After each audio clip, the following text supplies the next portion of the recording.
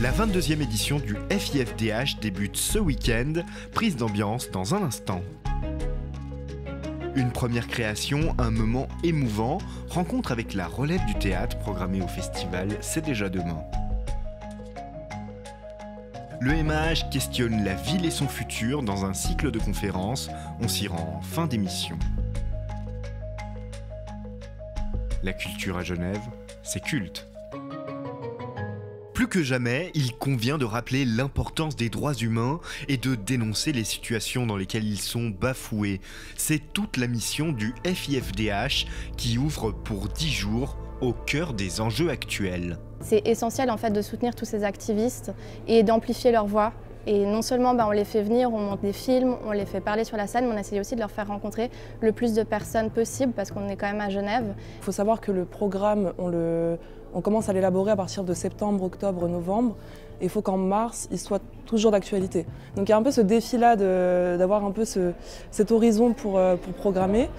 Et puis à partir de là, on invite les personnes qu'on estime pouvoir être les experts du sujet ou les bonnes personnes à avoir, les activistes qui représenteraient la thématique. Il y a deux essences vraiment du festival. C'est vraiment de rendre en fait accessibles ces causes et d'informer les gens sur ce qui se passe. Donc évidemment, on va parler des grands conflits dont on parle dans les médias, mais aussi de conflits oubliés. Mais au-delà de ça, il y a aussi soutenir les activistes et amplifier leurs causes. Cette édition, plus que jamais, c'est vraiment l'édition de l'action. Les deux directrices éditoriales, Laila Alonso-Huarte et Laura Longobardi, ont vraiment cette envie que les gens viennent, regardent donc les films, mais aussi passent à l'action, qu'il y ait également donc un travail de campagne, de plaidoyer qui soit mené dans les coulisses des projections. Il y a le Conseil des droits de l'homme aux Nations Unies en même temps, donc on leur fait rencontrer des gens. On est aussi en collaboration avec beaucoup d'ONG, donc on leur fait également rencontrer des gens pour qu'il y ait des réseaux et en fait on passe au-delà du film, qu'ils sortent de l'écran et que vraiment à ce moment-là ils puissent agir. Comment mener une action ensemble, comment converger vers des solutions.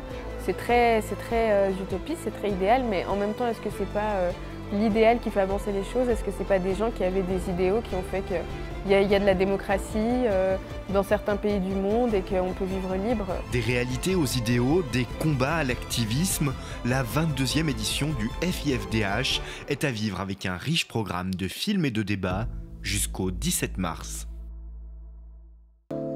Là où les rêves prennent forme et la passion s'incarne, c'est déjà demain. Au Théâtre du Loup, 3 compagnies se partagent le plateau. À l'aube de leur art, cette première création se vit comme un partage brut et sincère, sculpté avec le cœur. Dans le duo Daisy décline, la compagnie collective Glycine nous présente 2 copines impertinentes, bien décidées à jouer les chippies. Un spectacle qui met en avant l'amitié, valeur qui a guidé toute la création entre les 2 protagonistes et celles qui les entourent en coulisses. Bien sûr qu'on a des idées, mais en fait c'est ces personnes-là qui vont les rendre possibles. Et c'est des imaginaires qui, sans elles ne deviendraient pas possibles, elles resteraient dans notre petit studio, entre nous, encore si on a un studio. Non mais oui, voilà. Et du coup, ça vient, en fait, l'un ne peut exister sans l'autre. Et du coup, chaque rôle a un endroit très défini pour en arriver là, aujourd'hui. Après une première phase de travail, les représentations de cette semaine ont nécessité une 2e étape de création. Un spectacle qui évolue, qui se précise. C'est déjà demain, c'est un festival qui propose aussi une visibilité à des étapes de travail. Il y a une limite de temps, d'argent et de lieu. Donc c'est pour ça que c'est aussi une étape de travail, parce qu'il y a énormément de contraintes qui viennent baliser en fait des rêves. Mais ça c'est aussi une chouette chose, parce que du coup dans la contrainte, il y a des libertés qui se trouvent. Et la première des contraintes pour chaque compagnie, c'est d'être prêt à temps. Le collectif Pour une nuit présente Dissection putain de folle, un seul en scène qui raconte le tragique anniversaire d'une femme décidée à se donner la mort sur fond d'inceste et de prostitution. Une histoire forte dont il faut savoir se détacher. Je crois pas qu'on se détache. Je crois que justement c'est parce que c'est une première création qu'on est rentré, Dolo et moi, dans ce projet avec tellement de nous et tellement sans limite. Et c'est ça qui fait la puissance et je crois la force de ce projet. On voit tous les détails, d'un coup on ne croit plus à rien aussi, d'un coup on n'a plus du tout de recul. On est comme l'histoire nous apparaît plus.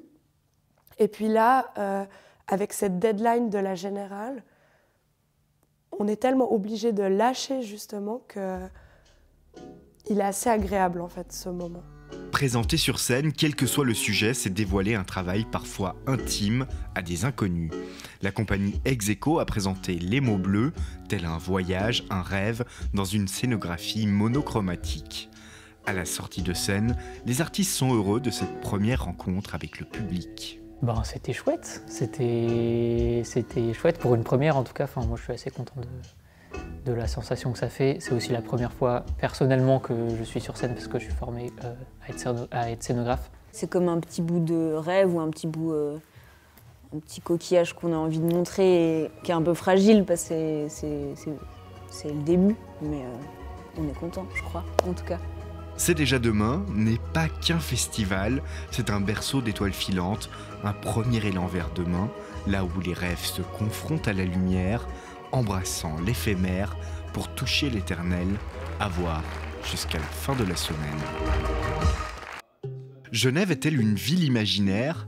Derrière ce slogan énigmatique, une question profonde, à quoi ressemblera la ville en 2050?